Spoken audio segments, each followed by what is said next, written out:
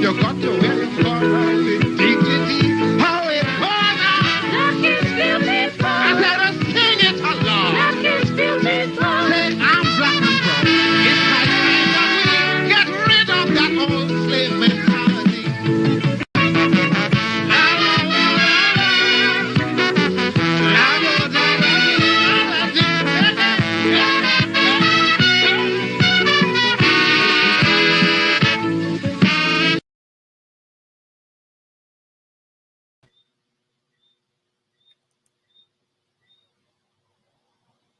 While you look, listen, and learn. It grieves me when a black sister or brother ridiculously pulling down one another.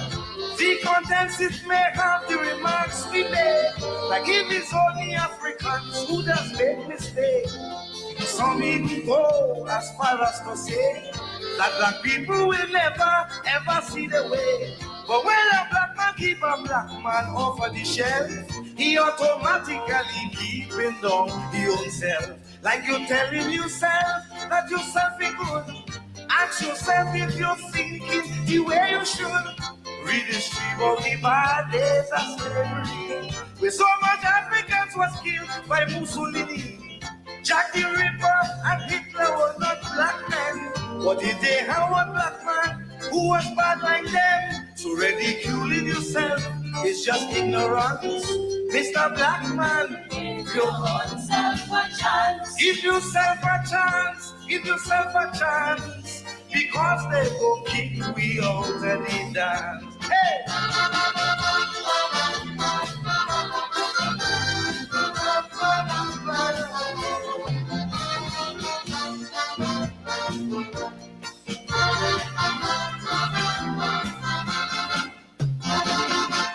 Love yourself first.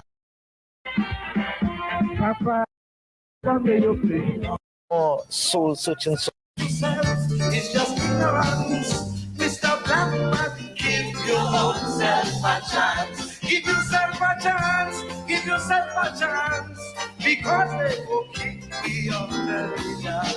Hey!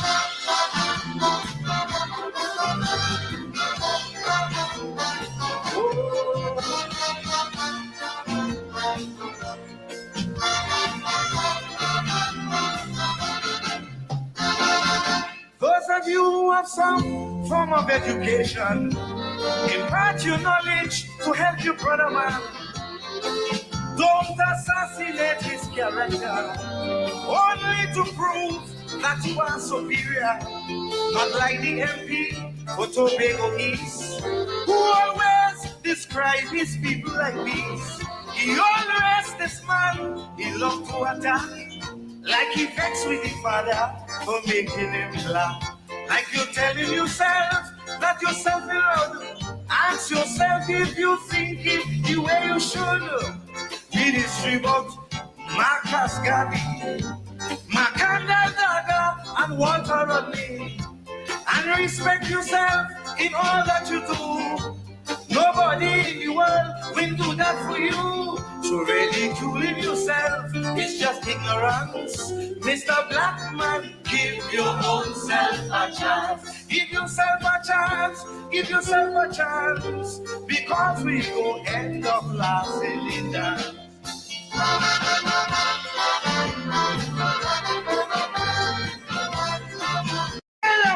Keep a black man off of the shelf, he automatically keeping down his own self. Like you're telling yourself that yourself is good. Ask yourself if you're thinking the way you should. Redistribute the bad days of slavery, where so much Africans was killed by Mussolini. Jack the Ripper and Hitler were not black men. What did they have one black man who was bad like them? So ridiculing yourself is just ignorance. Mr. Black Man, Give your own self a chance. give yourself a chance. Give yourself a chance. Because they go kick we out of the dance. Hey!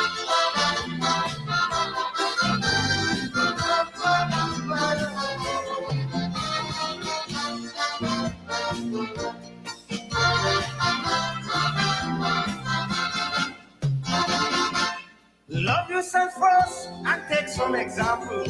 All the other races that live with the people, they are united. They treat the women sacred. Any disrespect, they will be aggravated. So unfortunately, hear what you must do. Try your best to treat your people the same way too. Help a brother or sister if they're falling down. And don't laugh when you see them flat on the ground. Like you're telling yourself that yourself is good. Ask yourself if you think it the way you should. BNM supporters can't treat me go. I wonder why they want Patrick Manley to go. But the other races is thinking this way. They wish for next day until resurrection day. So ridiculing yourself is just ignorance. Mr. Blackman, give your own self a chance. Give yourself a chance. Give yourself a chance. Because they will kick me out the yard. Hey!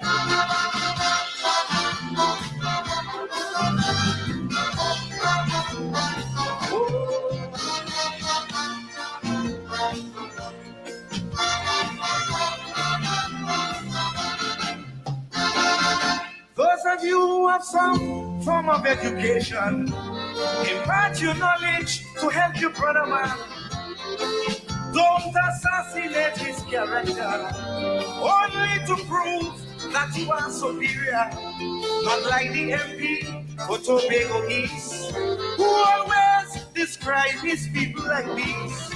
He always this man, he loves to attack, like he vexed with his father for making him laugh. Like you're telling yourself that you're self-loved. Ask yourself if you think it the way you should. It is about Marcus Garvey, Macanda Daga, and Walter Rodney. And respect yourself in all that you do. Nobody in the world will do that for you. So ridiculing yourself is just ignorance. Mr. Blackman, give your own self a chance. Give yourself a chance. Give yourself a chance. Because we go end up lasting in that.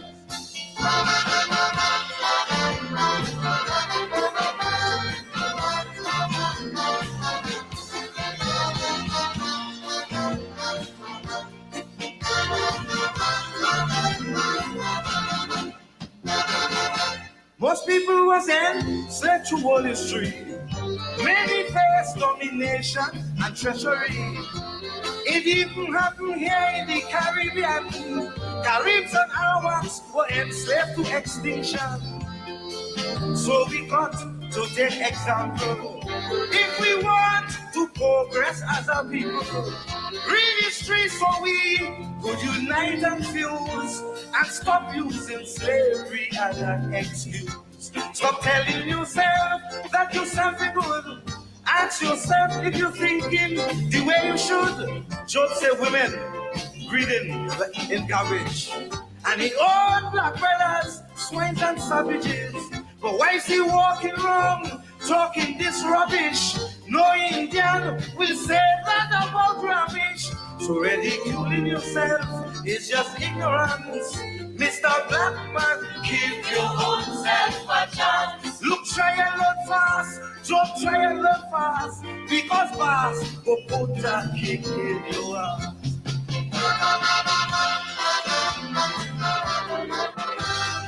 I'm the Lord Kitchen. My name is Winston. Calypsonians.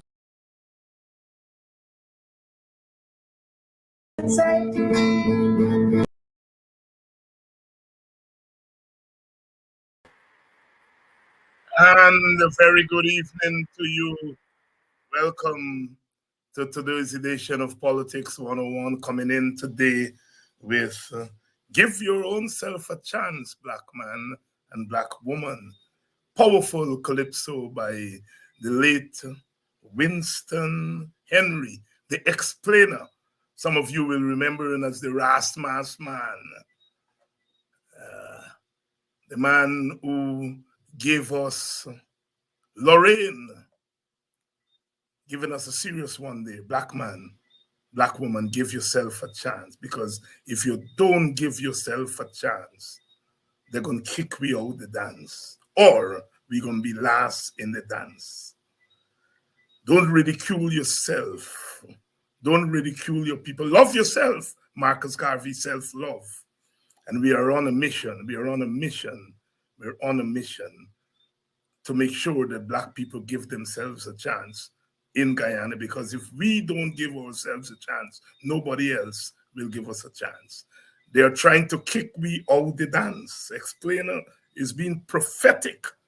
They're trying to kick me out the dance. Every time we try to advance, they're blocking us. Black man, give yourself a chance. Love yourself. We are a diverse people, but we don't have to be fragmented. We don't have to be fragmented. We live in a society, in a country in which racial identity is very much part of our process, very much part of our culture. We didn't make it so. And we can't wish away our racial identity. To wish away our racial identity is to wish away a whole big part of our history, our culture, and our identity. And identity matters. What do you identify with? That is what identity is about. What do you identify with?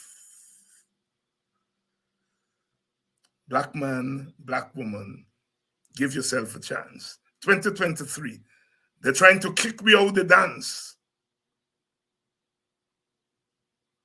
And we got to stay in the dance. And we are on a mission. And that mission is to make sure that the Black man, the Black woman in Guyana do not feel that anybody is better than us. We are not supremacists. We have never been. We have fought against supremacy, equality.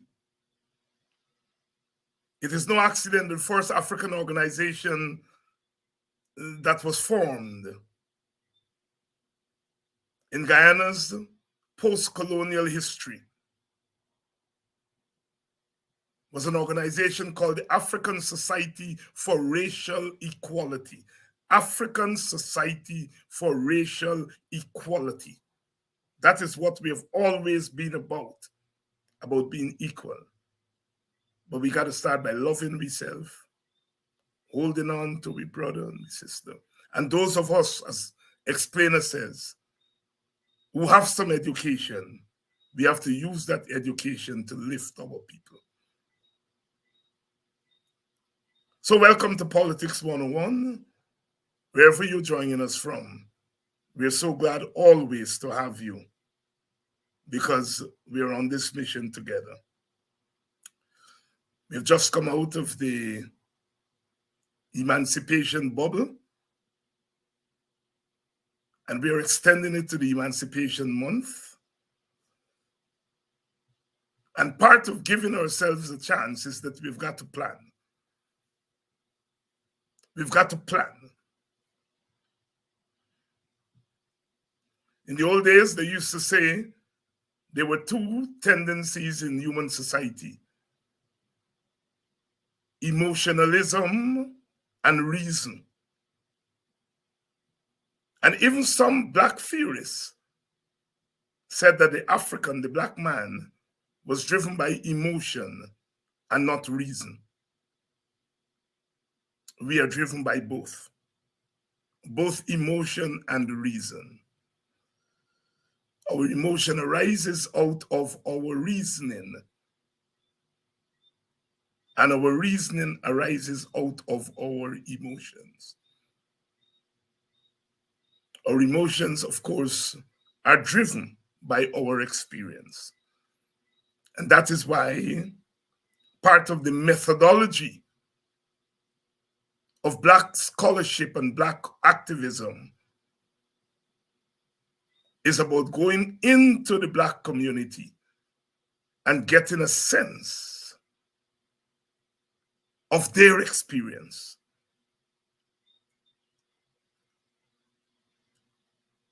I happen to teach in a Black Studies department.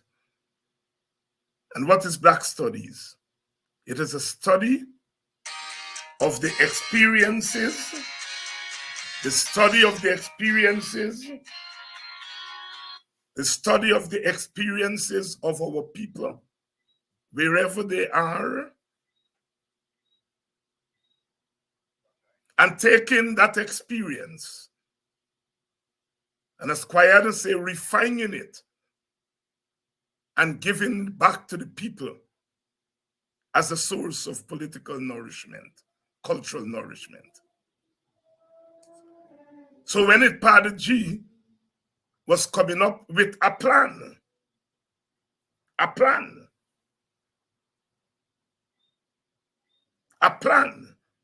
because you always think that we don't have a plan.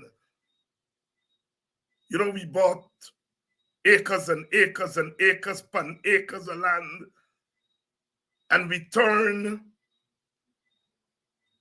those lands into villages, and those villages transform the coast from the wild coast into a civilized coast. We don't have a plan. People without a plan can do that. But you see, they always make us out to be people who are driven only by emotions. We get vexed today, and tomorrow we gone back to normal.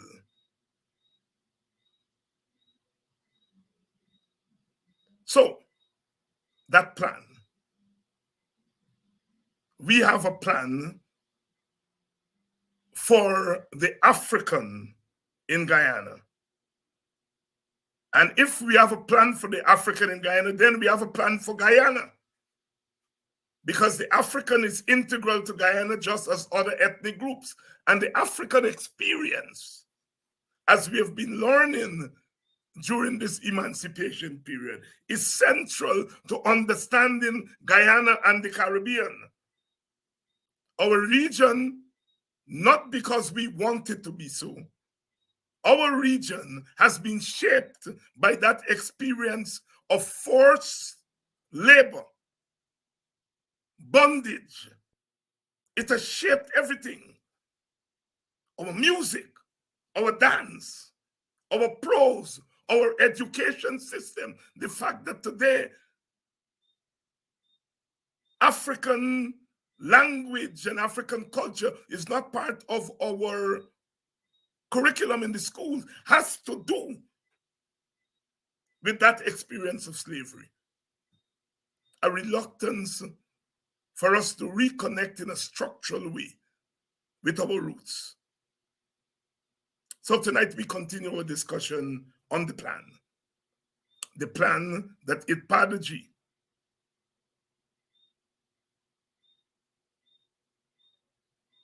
the organization that arose out of the decade that the United Nations has set aside to deal with the inherent, the structural, the institutional challenges to Black people as Black people. Do other ethnic groups have challenges? Yes. But the African challenge is unique. Of course, there are challenges we share with other racial groups, ethnic groups. But our challenges are unique because they arise out of a unique experience that has spawned a set of social, economic, and political relations that have remained with us to this day. Those relations have infected our politics, our economics, our cultural reflexes. How many times have we not heard our people, African people, say, I'm Guyanese and not African? You will never hear an Indian say that. Not because Indians are better than us, but because Indians are more grounded in their indigenous culture. On the other hand, we Africans were cut off from our indigenous culture. And so when a civic culture appears before us, we mistake it. We mistake it for our indigenous culture. We are Guyanese, but we're also African Guyanese. The Jamaicans don't have to say Afro-Jamaicans, or the Antiguans don't have to say African Antiguan, because the state in Antigua, the society in Antigua, is synonymous with the cultural identity of the peoples of those countries. Here we have a state that is presiding over a multi-ethnic society.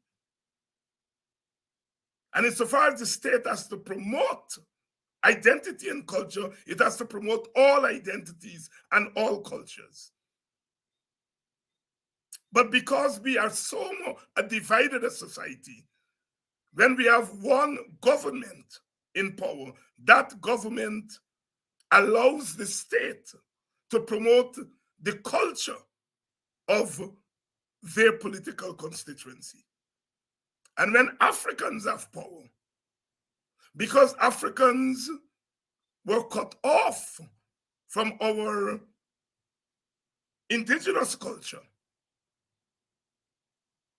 we adopt a kind of universalist approach, as Dr. Jeffrey said last night. And so Black governments, none of them in Guyana has really promoted at the level of the state African culture.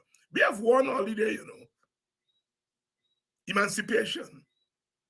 Even America do better than us. They got a whole month, Black history. We got one day in a society in which we make up half the population. Our East Indian brothers and sisters got before Diwali, Pagwa, Idulaza, Yumanabi. Our Amerindian brothers and sisters get a whole month, Heritage Month. We got one. Because when our African leaders are in power, they do not privilege African culture. For good reason, because they don't want to seem to be racial. But when the other group is in power, they privilege Africa. Just turn on the radio stations. There's more chutney and Indian music. Nothing is wrong with that. But where is our Shantu, our Kwekwe music, our real roots Kaiso? No play on the radio. The agents of socialization in the country are not promoting African culture. Black man, give yourself a chance. That is why we have to have a plan. Because everything is designed to kick we out the dance or to make we last in the dance. So the apology is here again for us to continue our discussion about the plan of action. My words, they may not call it that. The plan of action to integrate the African into the quote-unquote mainstream of Guyanese society as an integral part, not as a marginalized part, as an integral part of Guyana. So we've got Itpadaji back. Let's bring them in. Let's see here. We have Sister Olive Sampson. Good evening, Sister Olive. Good evening. Thank you so much for having us back on here, Dr. Hines. Really appreciate it. And Dr. Thomas Gittens, my old teacher. at the University of Guyana, and they're back. And remember, we started this conversation about 3 or 4 weeks ago on the plan, because we have a plan. We have a plan. And there are six aspects of that plan. Dr. Gittins, how many have we covered thus far? First of all, David, thank you once again for having us on. Olive, good seeing you. And I'm happy to be here. And hello to your audience out there, David. To respond to your question, we've done 3 so far. And to remind our audience, the strategic plan has 6 strategic objectives: economics, employment, education. We've finished those 3. And the remaining 3 are in this order, equity and equality, expiation, and we'll explain those later on. And the last one is dealing with the capacity building of EPADG and sister and partner organizations. Capacity building is this one. Thank you. Equity and equality, so important to the discourse. Tomorrow night at Buxton, we have a symposium there under the theme centering racial equality in the age of oil wealth in Guyana. And we have a big panel there. Most of you by now know the panelists, quite a few of them. And then on Sunday at 1 o'clock, tomorrow night is going to be 6:30 in Buxton at the Tipperary Hall. Please come if you can. We also will be live streaming. And then on Sunday, Coffee 250, they have their Emancipation Forum, their 10th State of the African Guyanese Forum. And they're also dealing with the question of equality.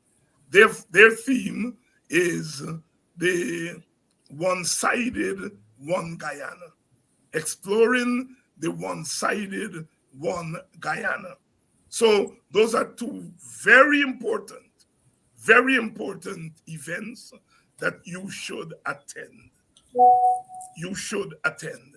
So tonight, we are setting the stage here for those discourses with that part of the strategic plan, equality and equity. Sister Olive, before Dr. Gittins comes back in to walk us through the plan, why this equity and equality? Why are they so important for EPADG and for African Guyanese in general? It's an excellent question, David, because equity and equality are really fundamental to civil rights and justice. As you know, the theme of the decade is recognition, justice, and development. Without equity and equality, we cannot have justice, development, or recognition. We have to be seen and to be dealt with as equals in the society. And given our history, we have to demand that the history be recognized, the legacy of our enslavement be recognized, the legacy of colonialism be recognized, and that in doing so, one has to ensure that we bring our people up to the point where we are on par with, and that all of the inequalities of the past are addressed, and that we are able to stand on the same footing, on a level playing field with all other groups. You know, one of the things we have to remember, it pains me, and I really liked your introductory calypso. It pains me when I hear our brothers and sisters, my brothers and sisters, speak about the lack of business acumen in our community. African Guyanese, they don't do business. You know, we walk off the plantation, we went to government jobs, but it was not that cut and dried, because we were major producers in the economy. We were the major producers, but we were not given, as you know, David and Theo, we were not given the opportunity to sell directly. We had to sell through commission agents. That was ordered. That was put in place to prevent us from succeeding as business persons. We were not given the licenses, etc. And so when you look at that history, at no point did anyone ever step back. Although I think there was one period in our history when there was an effort to ensure that equity. But the point is that out of that lack of opportunity, out of that deliberate placement of obstacles to our success, we find where we are today, not having the breadth of engagement in the entrepreneurial sector as we would have had it not been stunted deliberately. And so this question of equity, equality is fundamental to the achievements of the goals of the decade, all of them. Recognition of our history, equally recognizing our contribution to the establishment of this state. Fair treatment, equitable treatment under law, in the rule of law. Equitable treatment where it comes to the development of our society, development of human development and development in all sectors. So that is what I see, and that is what Hipadaji sees as critical to our full enjoyment of our rights as citizens in this society. Thank you very much, Sister Olive. And of course, those of you who are familiar with some of the terminologies in the study of African people, Black people, we would know of equality of opportunity and equality of outcome, that what matters more is that there must be equality of opportunity. But there is a third term that we must add, and that I've introduced here in this program, and that is equality of condition. Because if your condition is at a certain, we know that in Guyana, if you don't have the necessary capital to invest when they are giving out contracts, because of your condition, your capital-less condition, you are not able to get the same opportunities as others. So we're walking this thing through, as we say, and you all say so, not me. Part of what we're doing here is we learning and teaching. So if somebody said, well, your equality of opportunity, tell them, oh no, equality of opportunity is not enough. Your condition has to be one that makes it possible for you to take advantage of the opportunities. My brother, my former teacher, I saw your sociology teacher the other night, and I told him we were talking his name on the program. I'm talking about my countryman, Michael Paris. and he whispered in my ears, he said, I'm proud of many of my students, and that's one. So he's proud of you. Thank you. Okay. All right.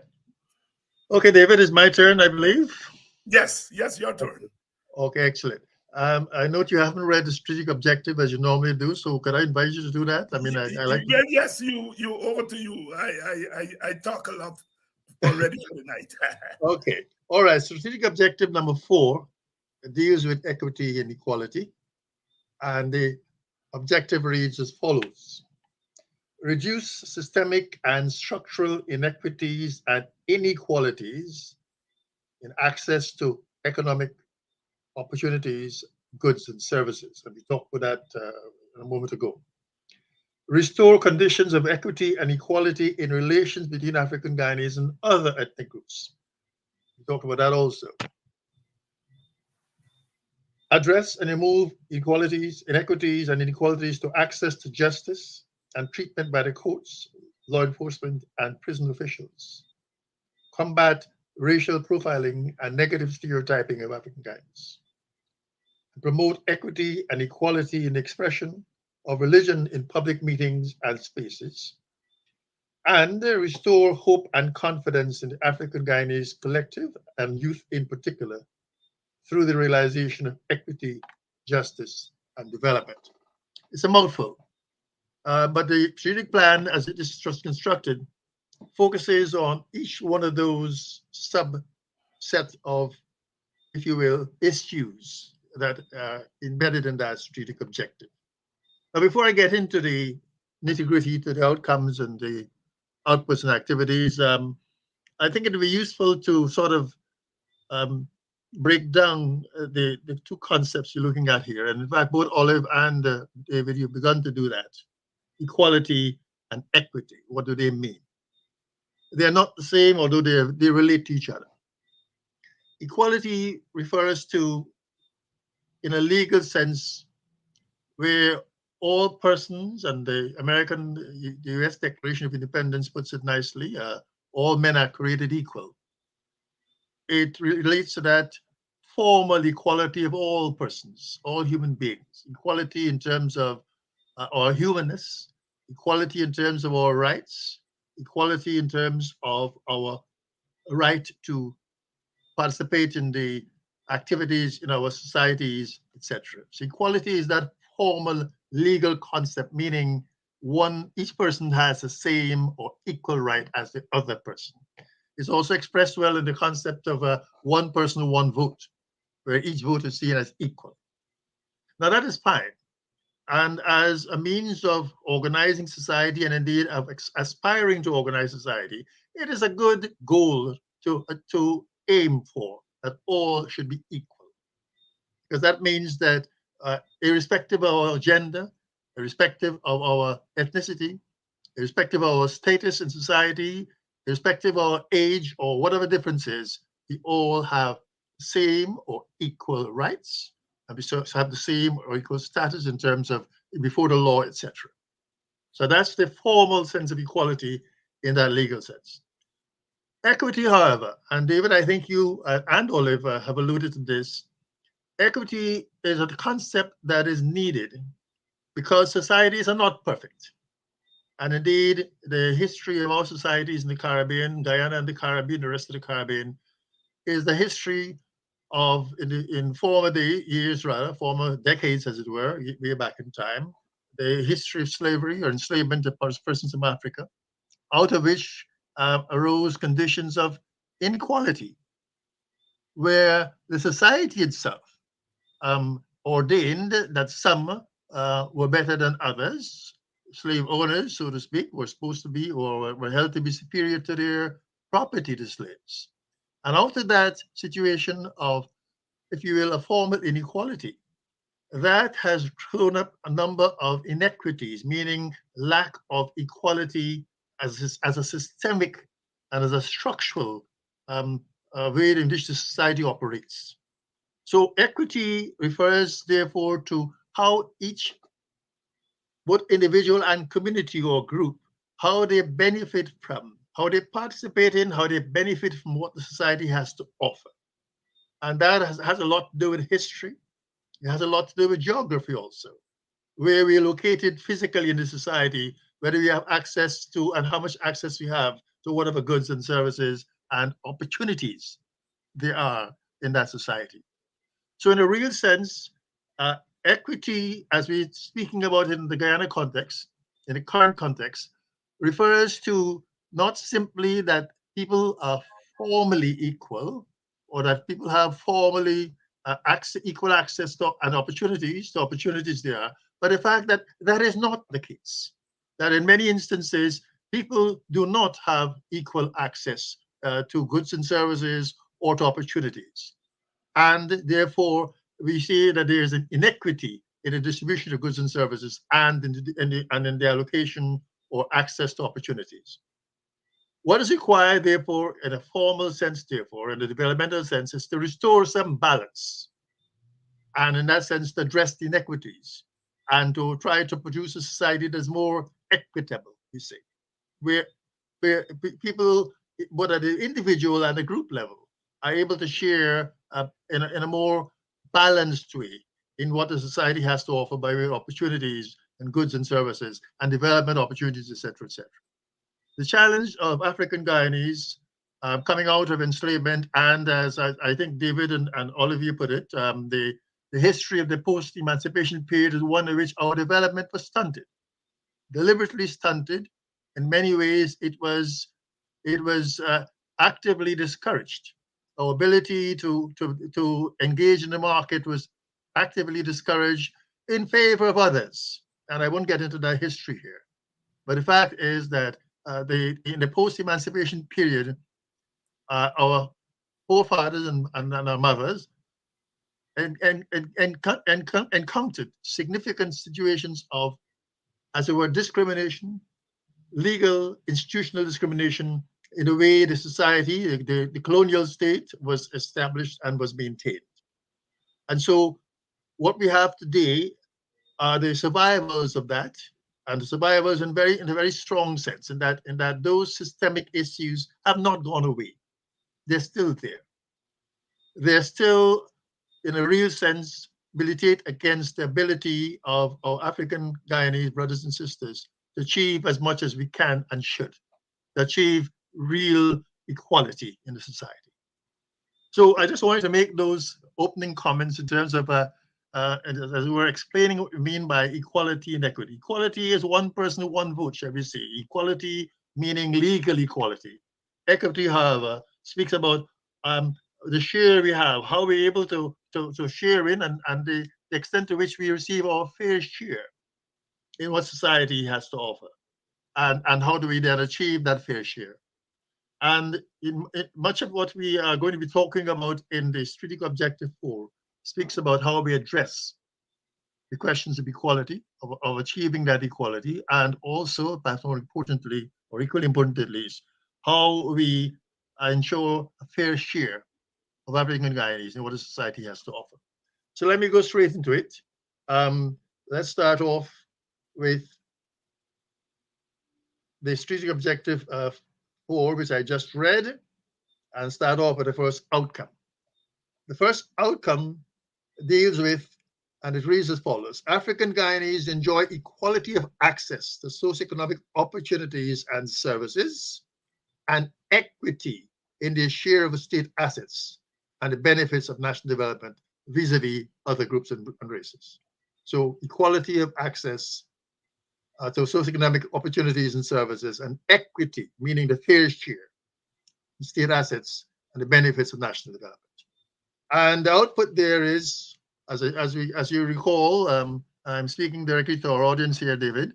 A strategic objective consists of a strategic plan consists of the objective. That is what you're trying to achieve. What is the change you're trying to achieve? And I just read the change earlier on. The outcomes, what it is that in specific terms you want to achieve. And then the outputs now will speak about what it is that will lead to that. What are the building blocks of that change? And then the activities are what it is you have to do to get to where you want to go. So the output is what I'm coming on to now. And these are policies, laws, programs, and actions implemented to expand access and reduce inequities in development benefits of African Guyanese. Straight to the crux of the matter. Policies, laws, programs, and actions that are implemented to expand access and reduce inequities in development benefits for African Guyanese. And here I must pause to make the point that much of what we're going to talk about here in terms of policies, laws, programs, etc., are actions not at the individual or even at the group level, but these relate to actions at the societal level, meaning what the state or the government and various levels of state and government need to do to actually get us to where we need to be. So policy is in a level, policy and laws, etc., all is at the level of the state. In that the state is the one that ultimately has that authority. If it's a legitimately established state, it has the authority to pass laws, to implement programs, etc., to then lead to Yes, to then lead to the change that we want to achieve. And so the role, the essential action that we take as a community, those actions by and large and predominantly have to be at a level of advocating for what we want or what we believe that is due to us. So you'll find that a lot of the activities, a lot of the outputs and activities on this outcome have to do with advocacy with various elements of the state. Some have to do with the governmental apparatus itself, whether it be the ministries, in terms of trade or justice or economic development or what have you. The actions and the advocacy that we must take to ensure that we get our fair share, whether it be access or whether it be equity, etc. It has also a lot to do with the advocacy in terms of some practices that we consider to be not to our benefit. Much has been said about the way the legal system operates, the way the system of policing operates, the way the prisons operate vis-a-vis persons of African descent. During the consultations that led to or that inputted into the development of the strategic plan, there were lots of concerns raised by the communities, as I've been at pains to stress. What we are putting out here are not things that we came up with as a team, and therefore we decided that we are the ones who will then be the ones to determine what it is that the African Guyanese communities want. We went to the communities and asked them what they wanted. And so a lot of what we will be saying here in terms of issues of access to justice and equal justice, etc., those came out to the communities through the consultations we had. Okay, so in a real sense, a lot of this has to do with what with us approaching those who control the state, those who have state power, those who have control over the various arms of the state, the ministries, and etc., those who administer justice, whether through the judiciary or those who are in charge of law and order in terms of the police, and those who are in charge of the prisons and the treatment of persons who are incarcerated. How we approach them, we need to approach them in such a way as to say, hey, these are some of the issues, these are some of the challenges, we would like to have these addressed. And that's what we call advocacy. So a lot of what we're doing here is advocacy.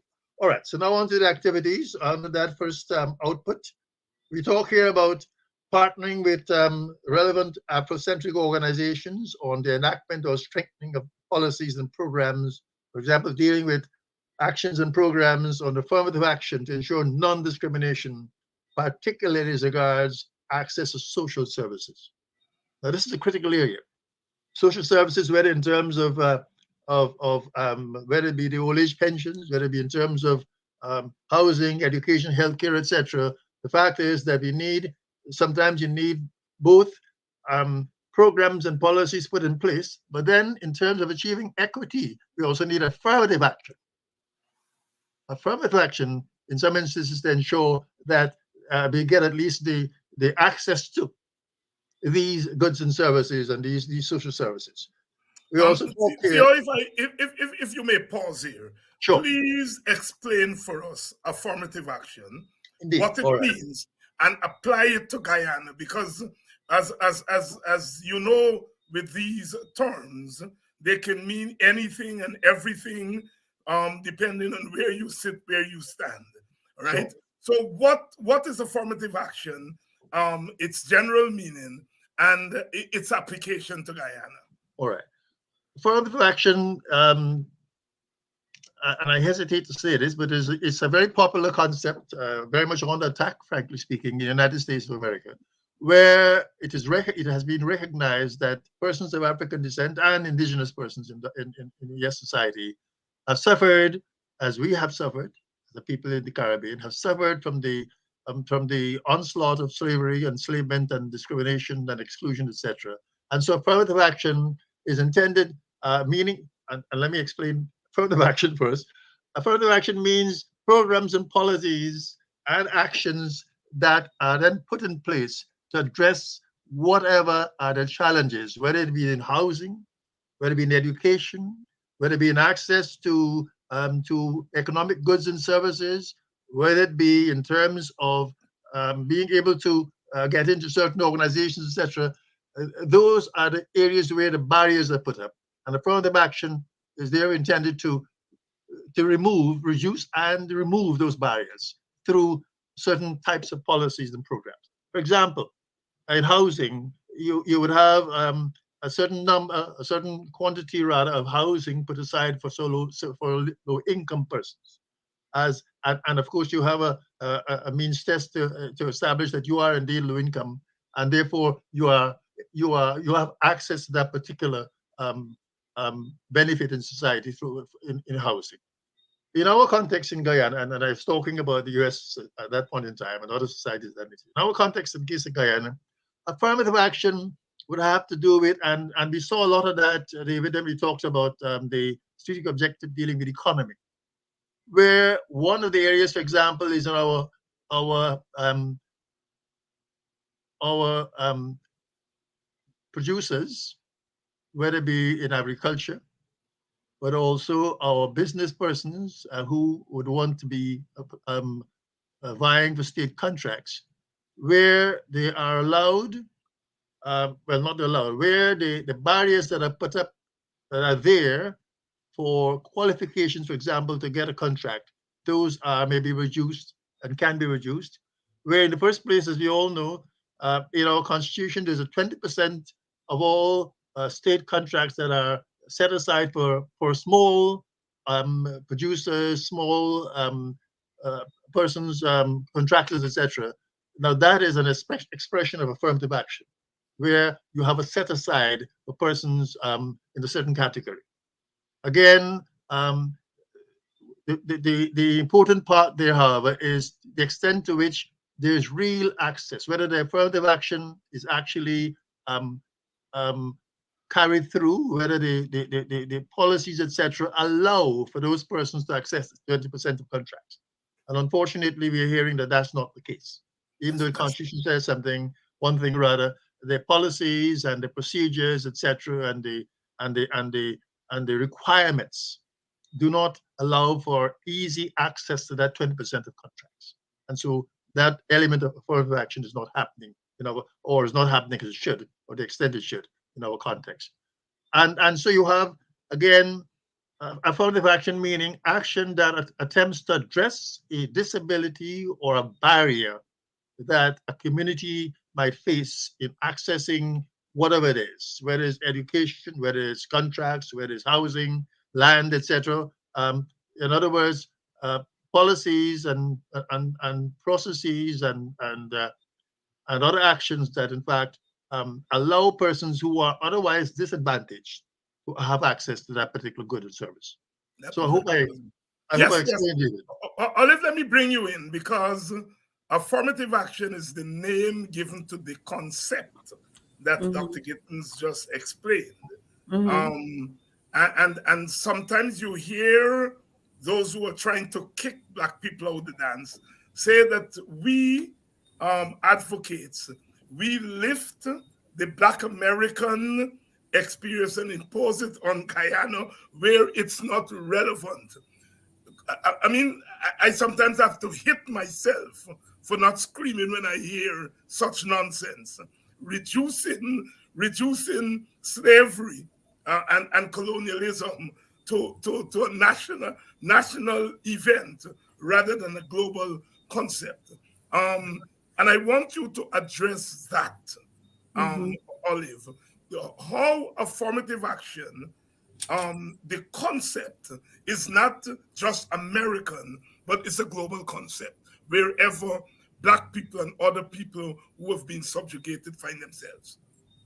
Absolutely. And it's sad to think that anyone would not see that the impact of the transatlantic slave trade, the impact of colonialism, and in the United States, if one were to speak, since the United States period of colony ended very early, the point is we had the period after the emancipation, after the Civil War, right? The period of segregation, and a Jim Crow. period, Jim Crow, etc. Well, we had that in Guyana. We just did not call it that. And That's we right. had it all across the world. And one only has to go back to the recognition of nations across the world in the Durban Declaration and Plan of Action that spoke to the legacy of enslavement and all that came after it.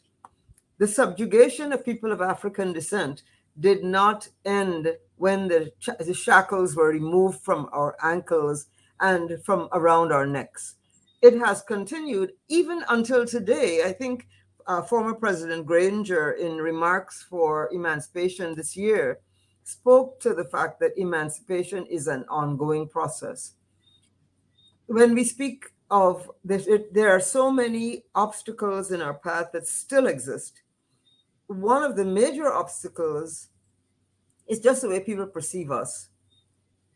The immediacy with which people perceive that we are somehow incapable of performing at levels that all others can perform. And actually, if one were to really step back and pay attention, we would have to admit that given the obstacles that have been put in our path all these centuries, it is amazing that we are where we are today. And whenever we are given the opportunities, how we, with just a small opportunity, how we succeed and the amazing things that we have been able to accomplish. And so affirmative action is indeed required in all of across the diaspora, where we find that people of African descent who have been subjugated and continue to be oppressed can only come out of that through affirmative action and creating a setting where they're given a fair chance to succeed.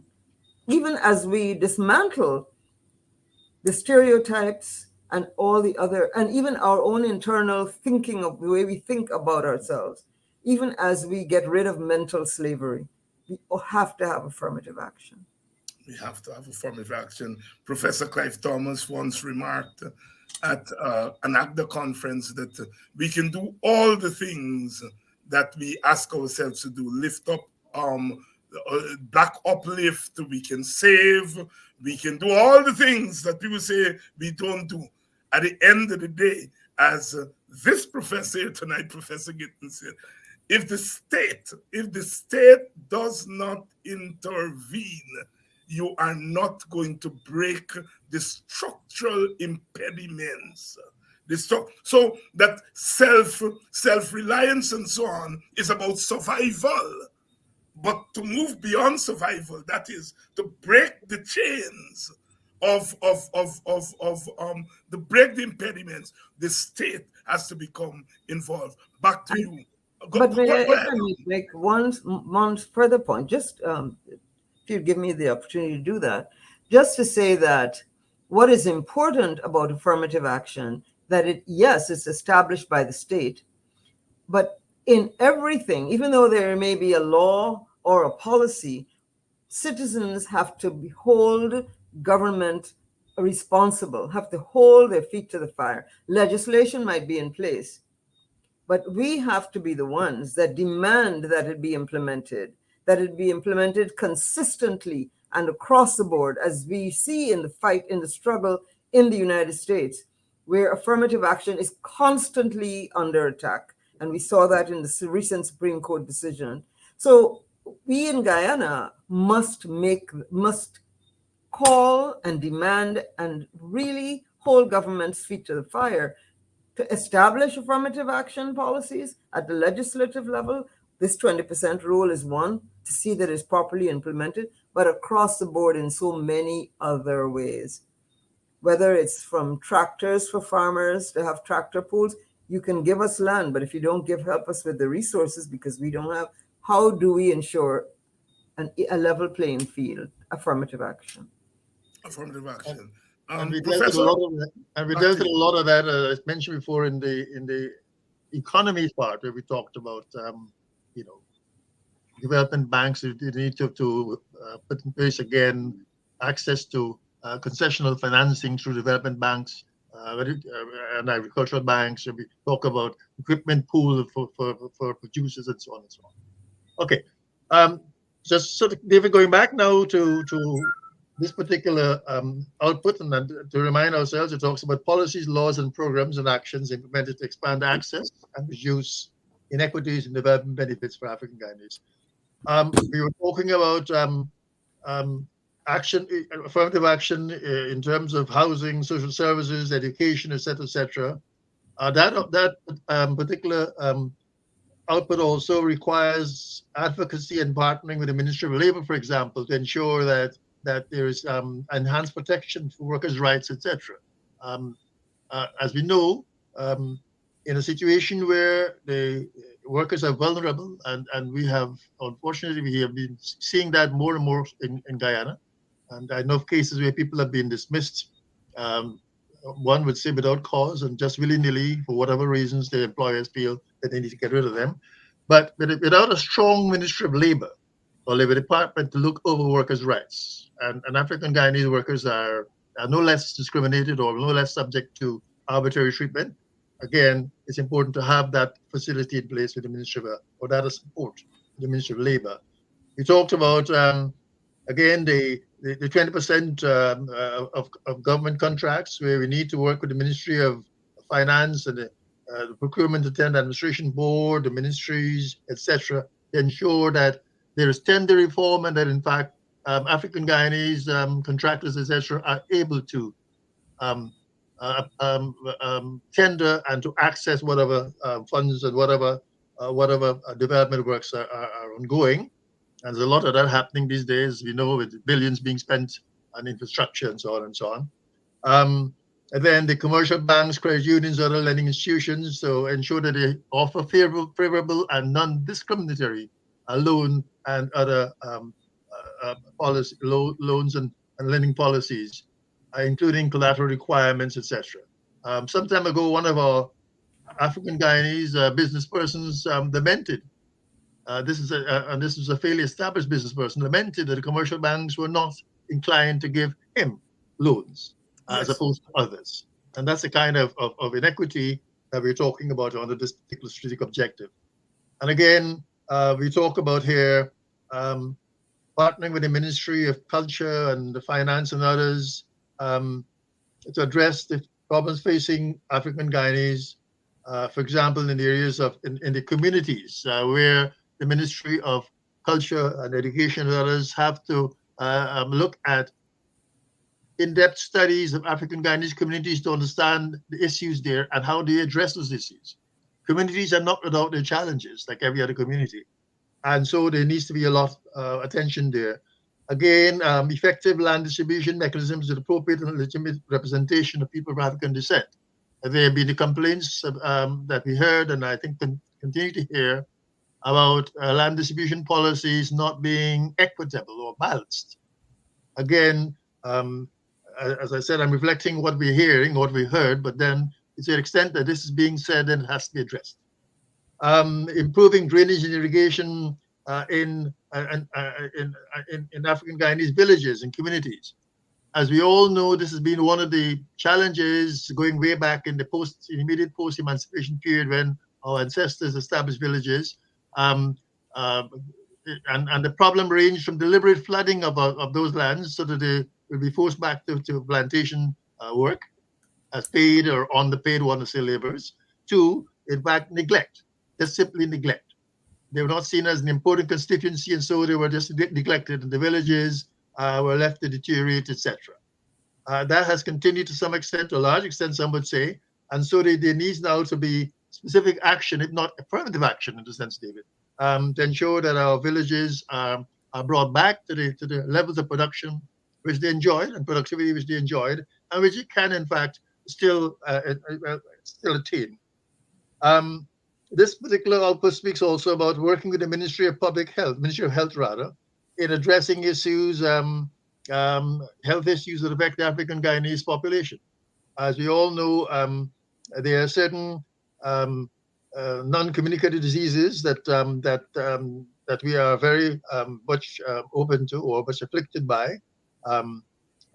Diabetes and hypertension and those kinds of NCDs are unfortunately rather common in our community. And so we need to work here with the Ministry of Health to ensure that, in fact, appropriate attention, this is part of the equity now, appropriate attention is paid both to the African Guyanese community as it were, having a peculiar predilection to these kinds of diseases, but also in our communities, that the communities themselves, the villages, etc., are addressed through education, through public information, etc., to ensure that they are equipped to address for themselves these health issues. And here again, David, it's not only the state and its institutions that have a role to play, but we ourselves have a role to play. In this case, in ensuring that we protect our health and that we are able to live healthy lives.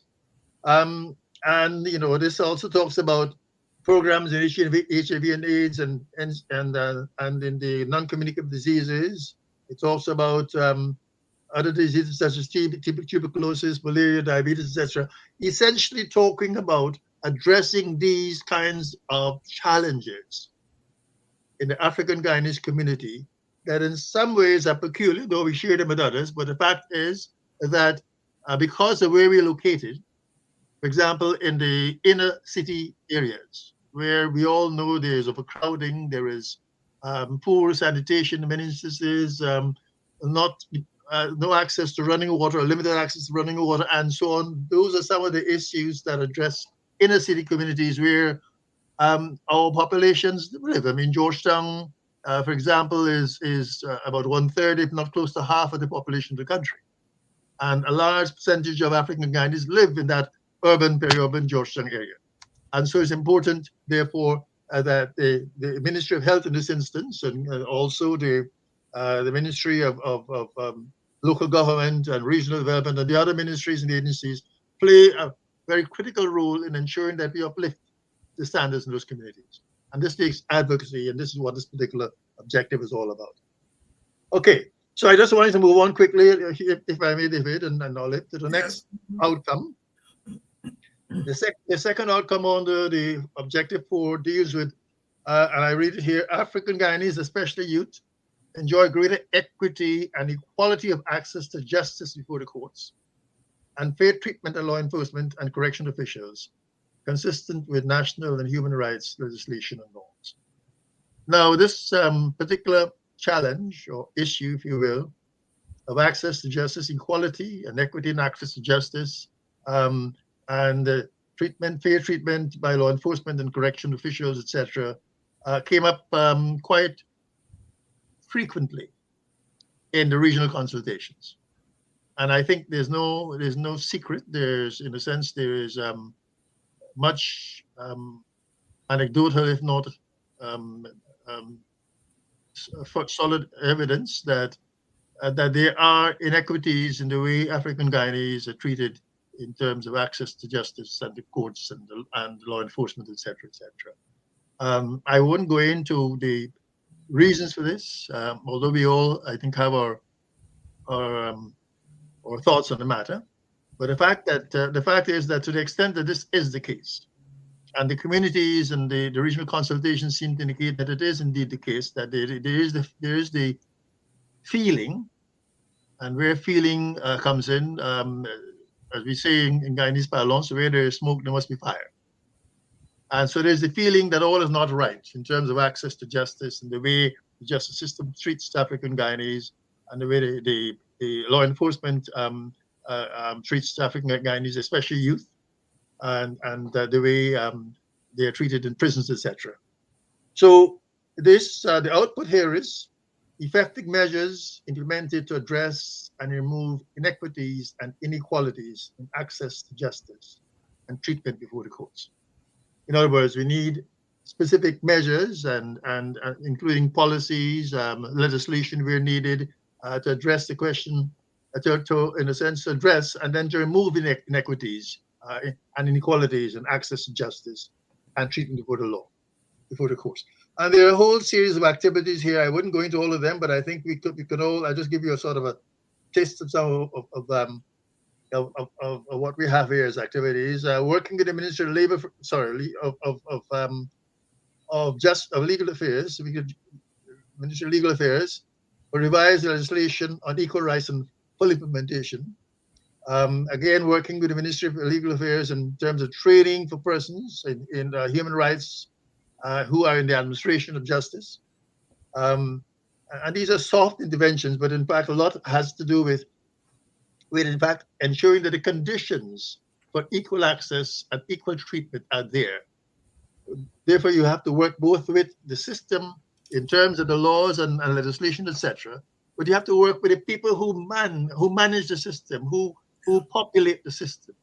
And I think it's fair to say, starting from very top, judicial officers through to the court system, through to the police, etc. There's need for, if not training, then sensitization in terms of how they deal with people, different persons coming before them. We know, for example, if you are well heeled, as expression goes, if you come with a bag full of, well, not a bag, but if you come with the appearance of being a person of substance, if you come with the appearance of a person who has influence in the society, if you come to the courts with the appearance of someone who is, quote unquote, up there, then the treatment is in many ways different than if a person comes who looks scruffy, who seems to be a nobody, an entity, etc. And so there's that unequal treatment before the law. And so this particular output speaks about ensuring equal treatment before the law and non-discrimination in that sense, whether because you may look as if you're not part of the ruling elite or what have you, but the fact is that this should not be.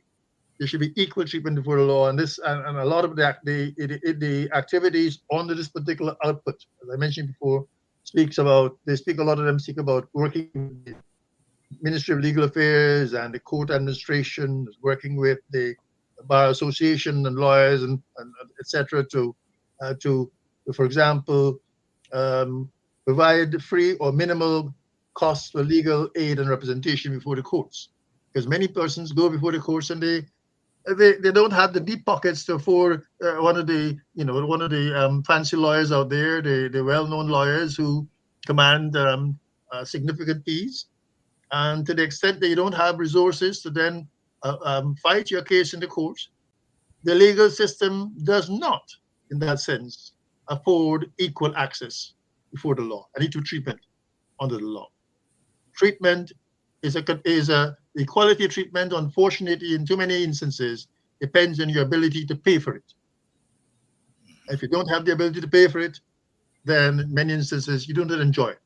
So that's one of the inequities where there's lack of fairness. One of the inequities that we have to address in this particular output, where we talk about, for example, not only the institutions that dispense justice, but training for persons who are there managing these institutions, and also working with other support organizations, institutions such as the legal aid societies, the bar association, etc., to in a sense provide services to those who are unable to financially afford those services in accessing justice. So this particular output speaks about that, and I note here we also have, and this is of course one of the concerns of our Rastafari brothers and sisters, the whole question of legalizing or decriminalizing, I should say, decriminalizing possession of small quantities of marijuana and the removal of serious sentences for persons. In this case, mostly African Guyanese, in this case, might be convicted of possession, etc. So those are some of the actions under that particular output 2. The next output deals with implementing and removing inequities and equalities in treatment before law enforcement, community policing, and prison officials. I already touched on this in many ways, so I wouldn't go into that much detail. But there is again, there is the often aired complaint that law enforcement does not treat all persons equally, and there are complaints about persons being able to access the law enforcement and I'm being careful in my language here, being able to develop a relationship, shall I say, with law enforcement based on their ability to provide services, goods and services to law enforcement. I think I'm being delicate enough there, David. Yes, yes, yes. Oh um, boy. and to the extent that you don't have the ability to pay, then unfortunately your treatment is different. And so this particular output speaks about those kinds of issues and how do you address them. And a lot of it has to be in training. A lot of it has to be in appropriate supervision and management of these institutions. A lot of it has to be in ensuring that that complaints authorities and mechanisms work as they should, and so on.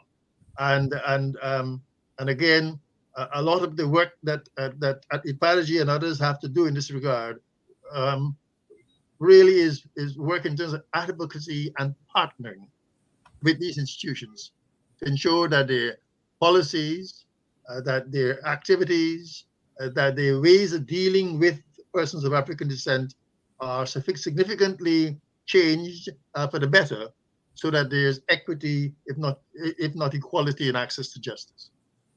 So that's what this particular output speaks to. Outcome 3 speaks about African Guyanese encounter significantly reduced incidences and situations of racism, racial profiling, and negative stereotyping. Now, this is a whole complex of issues. Reduced incidences of racism, racial profiling, and stereotyping. Unfortunately, again, in the consultations, persons in the communities spoke to what they saw as racism, what they saw as African Guyanese being subject to different treatment because of race. I mean, a very common one, frankly speaking, and I won't go into details because I don't think we want to go there. But in terms of, for example, the price you pay in the markets. Yeah. Oh yes. The price you pay in the markets. If you are of a certain race, you pay more. If you're a certain race, you pay less. So this is the perception, as I said. But where there's smoke, there's fire. It also speaks about how, for example, they relate to the or how they are integrated into the labor market, and to the extent, well, not to the extent, there was a complaint that their wages and incomes may be different depending on who they are in terms of ethnic background as opposed to others. And so there are those inequities and inequalities in the system that are based on race. And I think, in as much as we would not like to privilege and to put up their race because it's seen as divisive, I think to the extent that the consequences of race are still with us, then you have to address it. You have to address it. And so in many ways, this particular outcome speaks to address those issues of profiling, etc.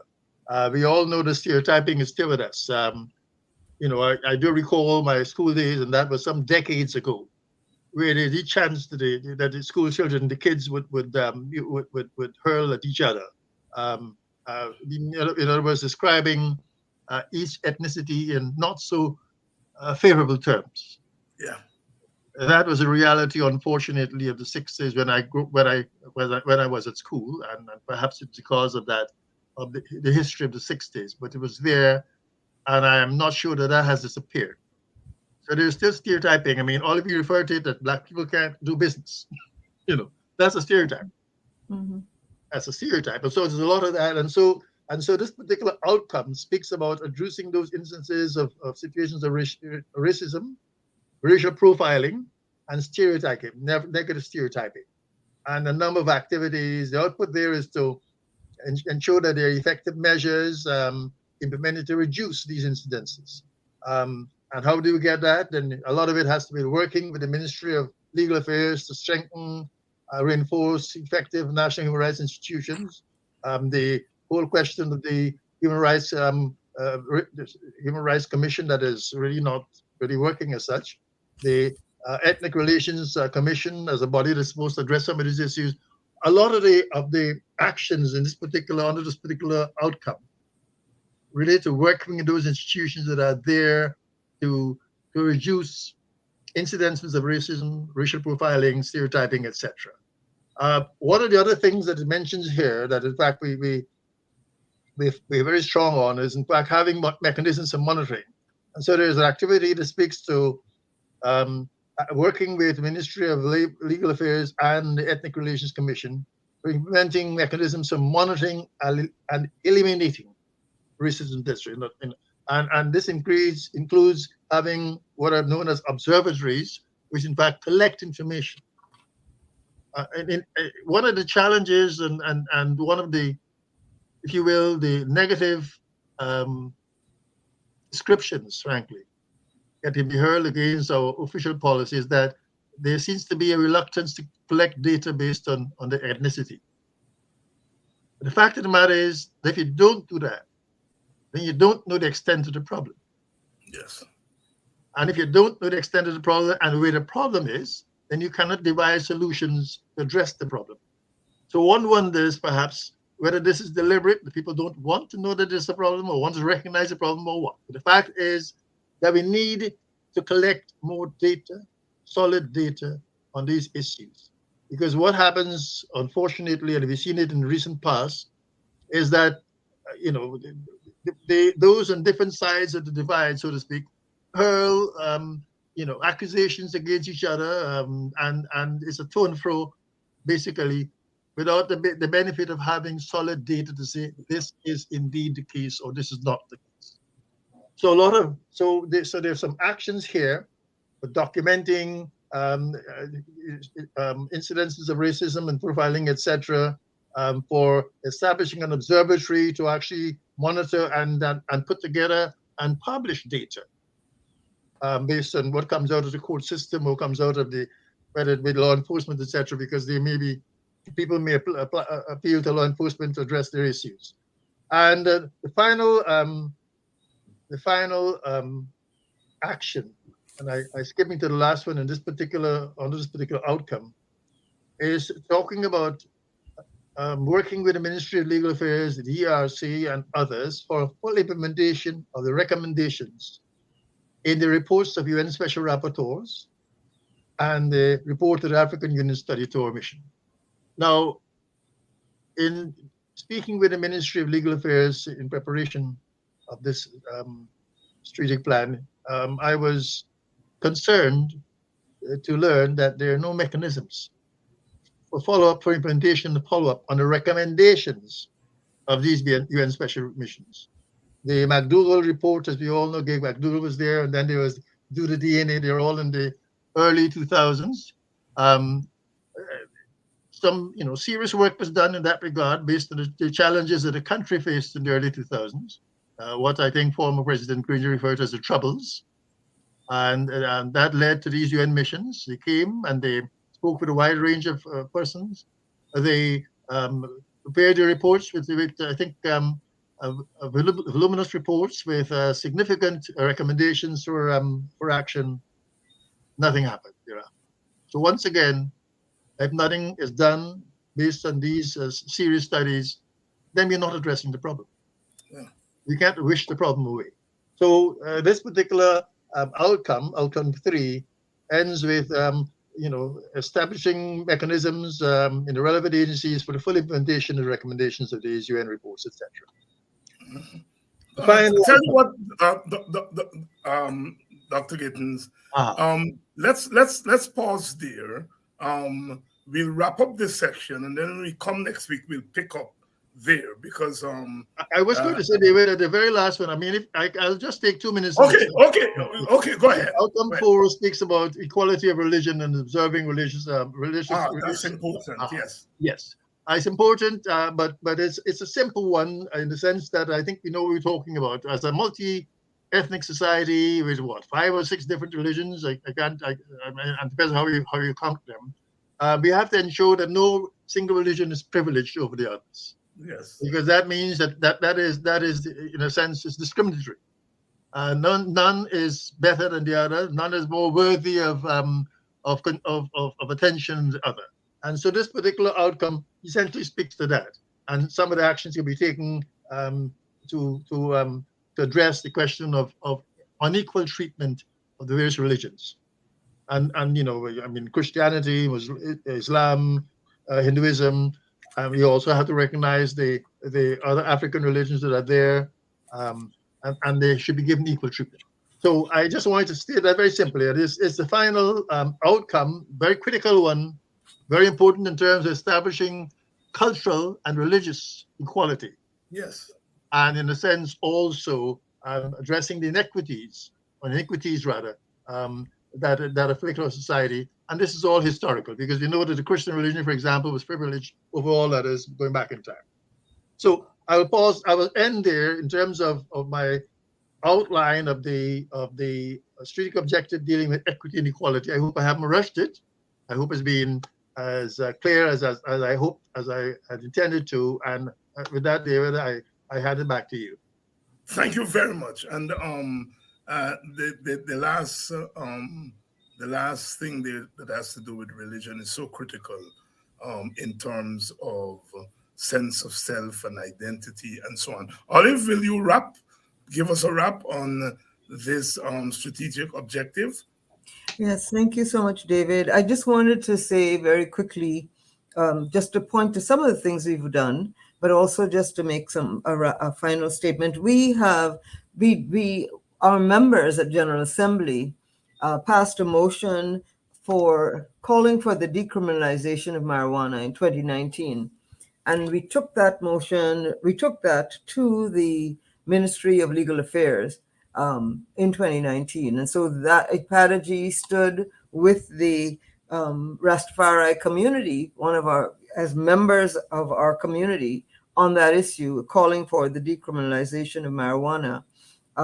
One of the issues that we have also dealt with as central to this whole question of equality, it goes back to our history. It always goes back to history and an understanding of that history. And so for us to be treated equally, one has to recognize our contributions to Guyana and its creation. And so the recognition of our history through the teaching of history from across up until the tertiary level is one of the demands that we have made. And it also guides very many of the programs, conferences that we have held, support for member organizations and their events, sending speakers and so on across the country to understand that. Second, another area with respect to equities is the right, it has to do with rights and the land ownership and the protection of our particularly ancestral land. Our work to see the village councils resuscitated was a motion that was passed by our annual general meeting, our General Assembly, and taken to the Ministry of Communities. I was observing some of the comments, and I just wanted to wrap up by saying a couple of things.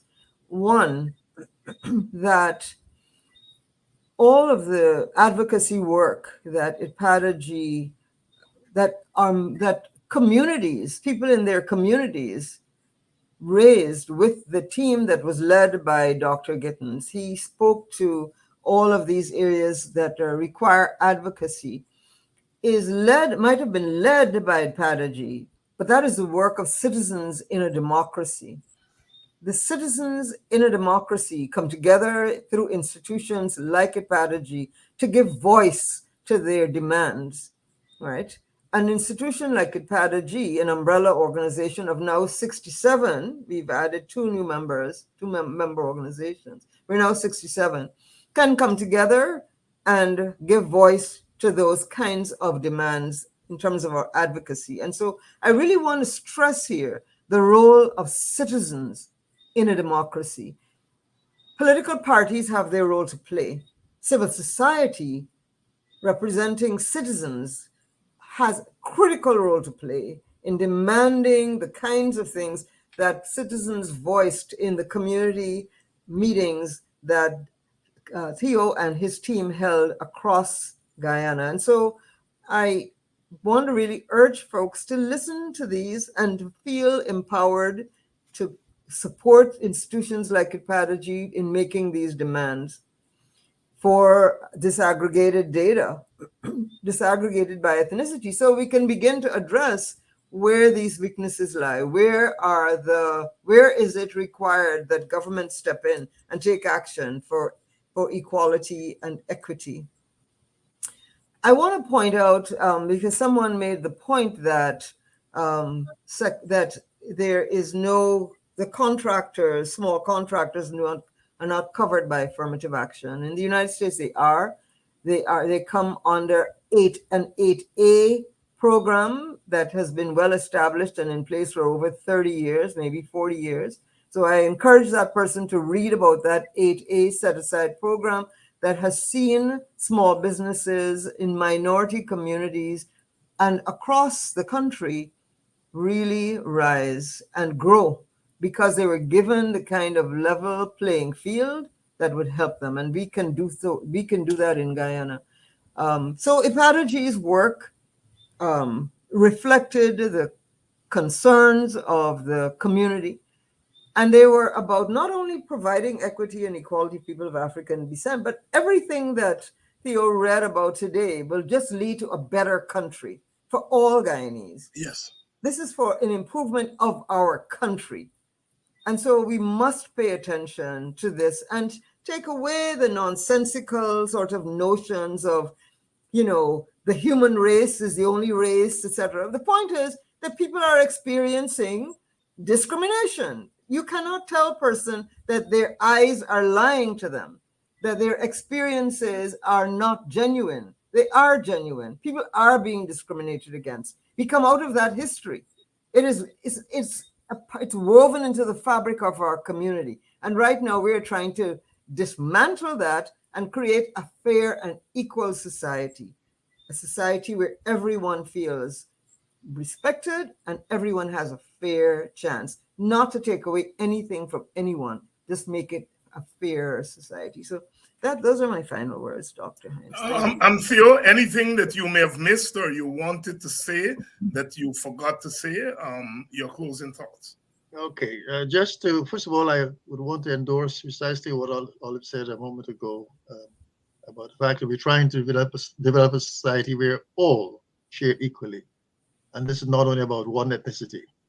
But beyond that, just to mention that equity and equality, in fact, run through all the prior three strategic objectives that are, in fact, we looked at. In terms of the economy, we talked about equity and equality there, employment and education.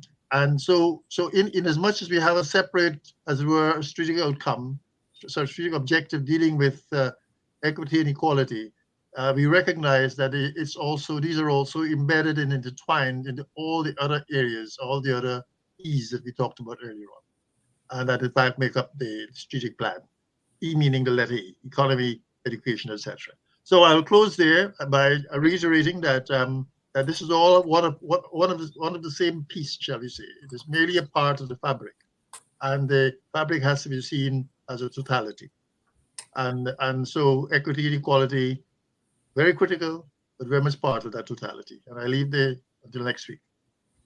Dr. Theo Gittins, Sister Olive Sampson, here this evening, walking us through the plan. I call it the action plan for African Guyanese.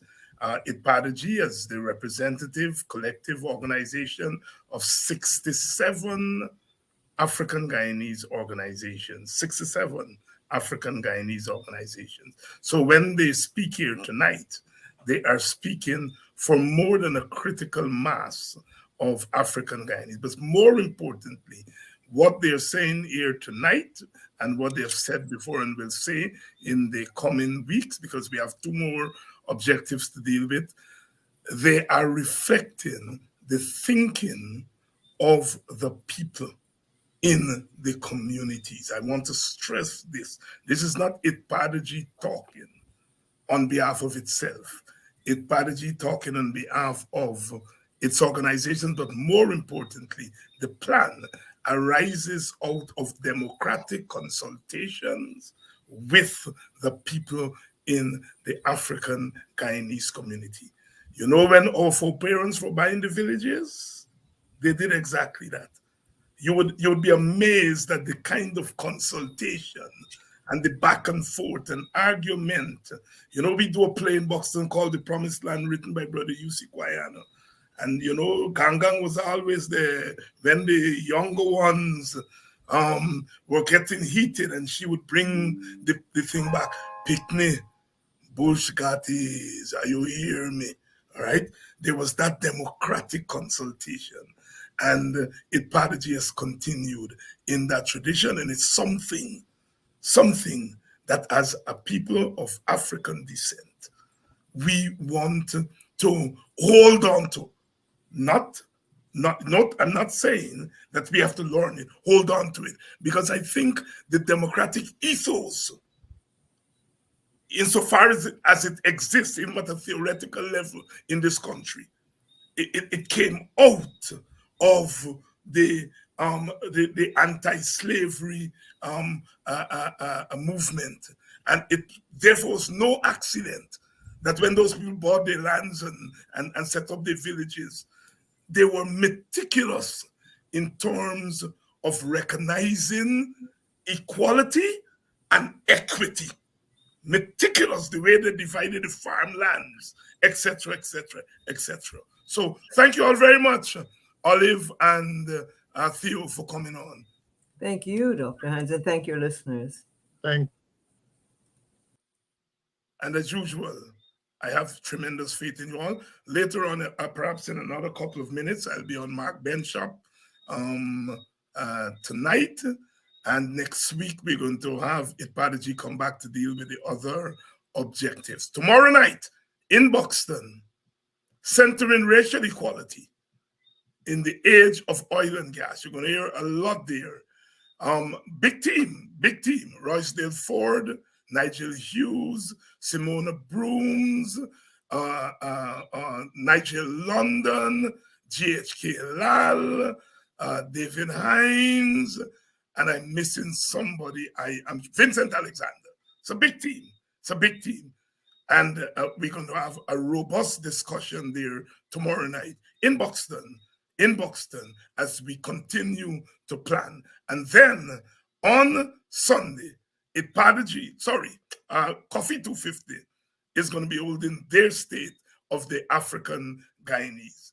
And they also have a big panel there. Nigel Hughes will be there. I will be there. Paul Slow will be there. Don Holder Cush would be there. Vincent Alexander will be there. So we have a weekend coming up of robust discussion. So tomorrow night, we're not going to be here with Politics 101. We are going to be coming at you live from Buxton at that forum. Thank you all very much. And for those of you who are going across the Mark Benshop, I'll be there in a couple of minutes. Love you all. Love. If you hear that, black is beautiful. Santa Claus. Black is beautiful. It's a textile. Lift your head like me. You got to wear